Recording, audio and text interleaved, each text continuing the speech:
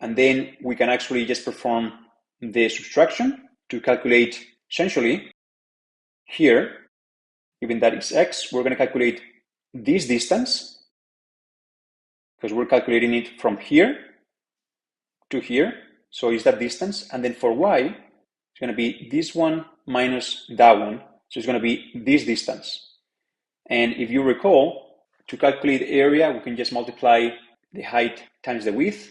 So we multiply these two, and this is what the following operation will be doing here.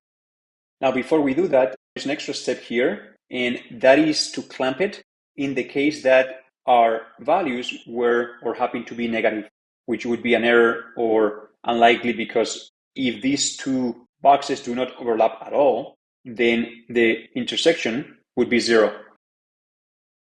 But in order to make sure that the minimum value is 0, meaning no overlap at all, then we clamp it to 0 with towards that clamp. And in our case, this is the input, and then we're providing the argument 0. So we're providing the input, and then the argument 0 is for this first argument for the minimum. So basically, we're performing the maximum between our input, x, and the minimum value, which is 0. Given that our input is greater than 0, that will be our output. And given that, well, we're not providing any max, notice that max is none by default, then we would just return this. Otherwise, we will have returned the minimum of those two. So in our case, nothing changes. And as I mentioned, we're just calculating the area. So we multiply in this case, this is the x, so this will be the width times y, which is the height, to get the area of that intersection. Now, in order to calculate the IOU, well, we need the denominator as well for the union. So that is what we're going to do next. And what I'm going to do is just copy this right here. So we can actually see it while we're looking at our plot here.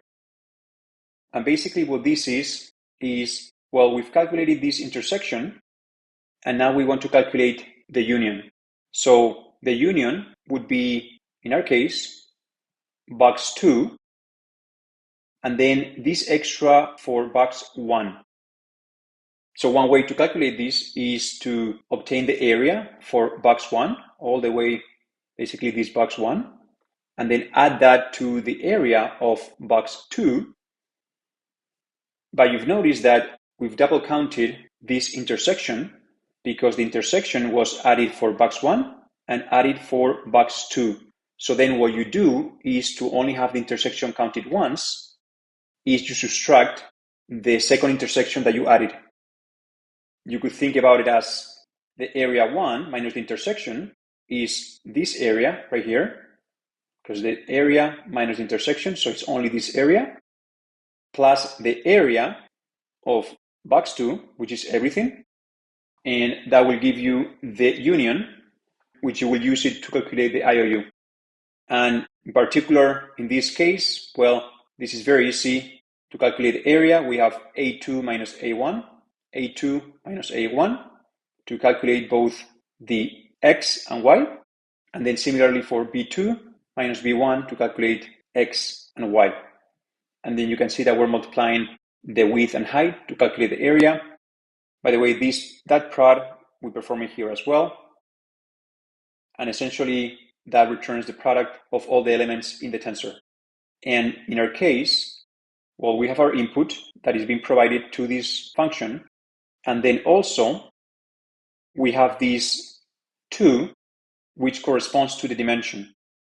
So both here at the bottom, as well as here at the top, this operation, this subtraction operation, has a shape of 1 by 1 by 2. So dimension 2 is 0, 1, 2 is for this one, which is basically you're multiplying both elements. A different way of seeing it is here. You could see that this has a shape of 1 by 1 by 2, and again, you're indicating which indexes you want to multiply. So that's what we are doing here. So let me just delete that and go back here. And we already calculated the intersection. We don't have to create a function for the union. We can just literally put it here in the division in order to mimic the function here. which you just return the IOU. And there is a small epsilon value so that we can make sure that we don't divide by 0. When we perform this operation, we calculate the IOU. But then before I do that, the IOU that we would expect to see is the one that we actually calculated here above, where we compare box 1 with box 2, box 1 with box 2, and we would expect to see that the IOU is 0.9979. So when we run that, that's exactly the value that we obtain. And to summarize, what we did manually is we calculated the IOUs over all the different predictions, and we removed the boxes that had an IOU greater than the threshold, and we outputted the final prediction, which we knew it was this one. So if we go back here, I is that tensor, but now we know more intuitively the steps that this algorithm, NMS, perform under the surface because we have explored it manually. Now here, we're saying that if we had more than 300 detections, we would limit it. So in this case, we only have 1, but that's what this would do. We would only output the first 1,000, whatever that number is. In our case, 300 or 1,000, doesn't matter.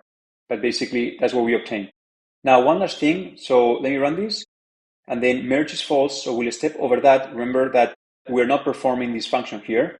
But either way, we were able to explore this function. So when I run this, we'll come right here. And then what we're doing here is we have x1 equals 0 from the top. And then this is our x. And then our I, which is calculated right here. And outputs, it was basically empty. So essentially in output 0, well, basically the only output that we have, we're going to put here the value of x index 0 for I, for tensor 0. So this is the one that has the highest confidence, again, combined confidence for the card. And given that all of these ones have an IOU greater than 0.45, we only output this one, which is the result that we obtain here. And if we do it in our VS Code, well, output is the same result that we obtain with Colab. And then MPS is false, so we'll step over that. And now here, we're going to get a warning because, well, we were stepping into debugging the code. It took us too long to perform that inspection. No big deal, but we'll break out of this. And given that that is our only image, right here in our prediction, we index by xi, our first and only image or batch. So when I run this, we will come right here to this output. And here we are. The moment I run this, pred, which right now is still the previous value, you can see pred still has the values that came out of the forward pass, now will be overwritten by the value that we see here. And of course, we're calculating the profile exit one more time for that one, because we have 0, 1, and 2 profiles. So again, right here is the prediction, and we can run it here as well to complete this section.